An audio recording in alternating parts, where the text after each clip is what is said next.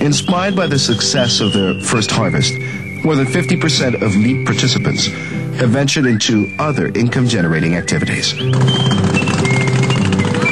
In Buluan, members of the Buluan Bangsamoro Women's Cooperative use their income from fish culture to put up a floating restaurant and a small grocery store on the lake. The restaurant's specialty? Freshly caught broiled fish.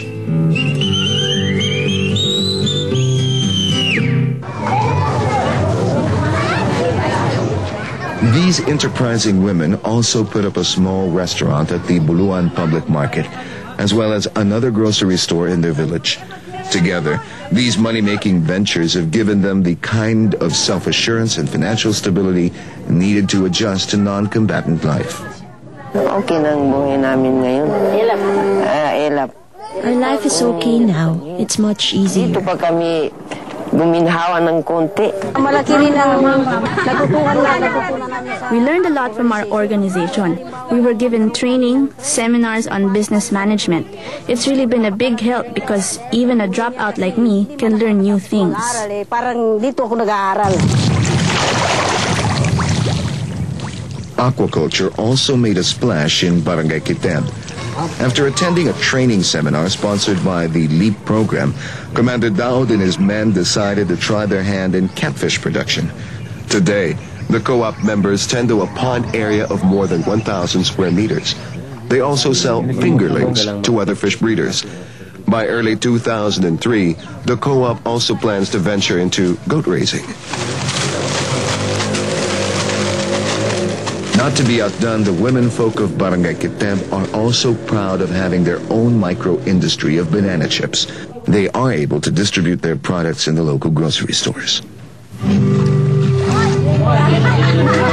Sangdang kalahati. Tayo man ang kumain, tayo ang gumamit, di ba?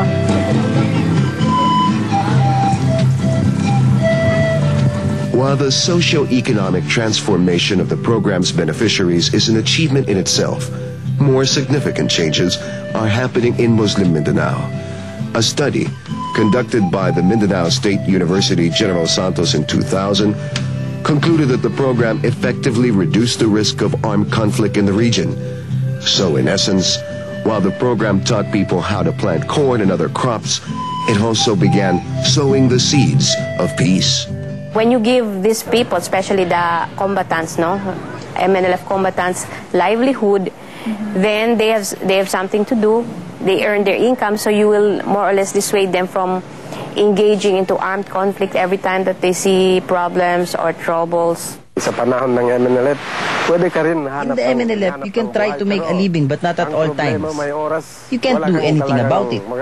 You simply stay in hiding. Nowadays, you don't have to think of anything else other than your livelihood. The Philippines is currently the world's fourth largest exporter of seaweed, which is the raw material for a widely used food and industrial additive known as carrageenan.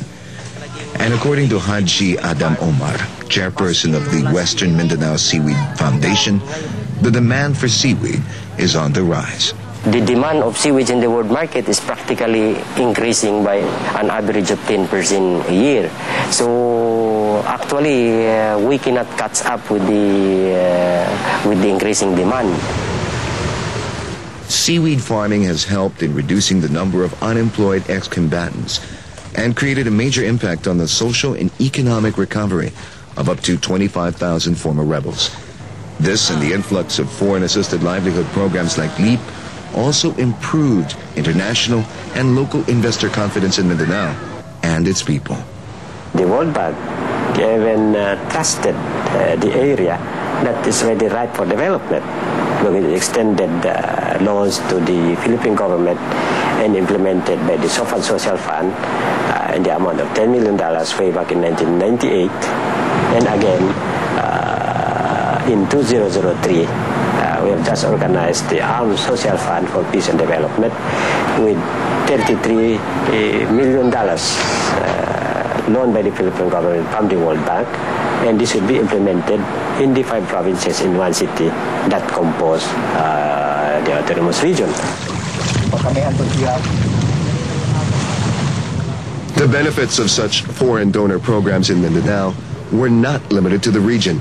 Like a pebble in a stream, it caused a ripple effect that extended to the national level. If Mindanao coughs, there's pneumonia all over the Philippines. In other words, the intervention in Mindanao is not only just limited to Mindanao and the good effects thereof, but it also brings up the whole development work in the whole country. And so while these are all just focused at Mindanao areas, it brought up the level of growth and peace nationwide. The LEAP program is currently running in 13 provinces, 115 municipalities, and 400 barangays in Mindanao. To date, 13,000 participants have graduated, while 8,000 are still in the program.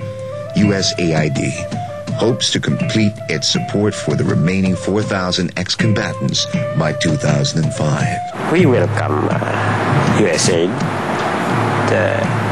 in Mindanao, in the ARMM. We welcome other donor agencies because of the fact that with the world development now, that there is interdependence and there is this movement towards globalization. We cannot isolate ourselves. Certainly, the LEAP program can be expanded to include other insurgents who wish to follow the example of the MNLF. However, the program's sustainability is still challenged by the threat of continuing conflict between the government and other rebel groups. The Philippines and the United States wish to extend similar peace-building, livelihood assistance programs to these groups when they lay down their arms and embrace civilian life. The lives of thousands of beneficiaries are proof that the seeds of peace can prosper in Mindanao.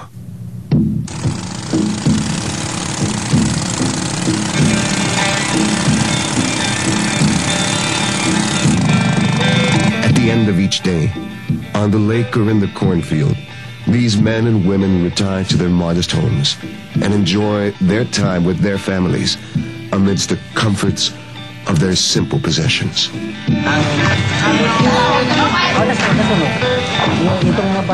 Just 10 years ago, Elol, Narimin, Datu Daud, and Ustads Napisa could never have imagined they would be spending time with family and friends, eating regular meals, and relishing normal, peaceful lives.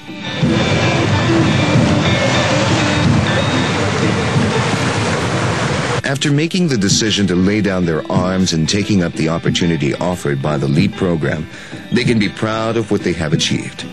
Most people can only dream of having a second chance at life. They have lived and earned it.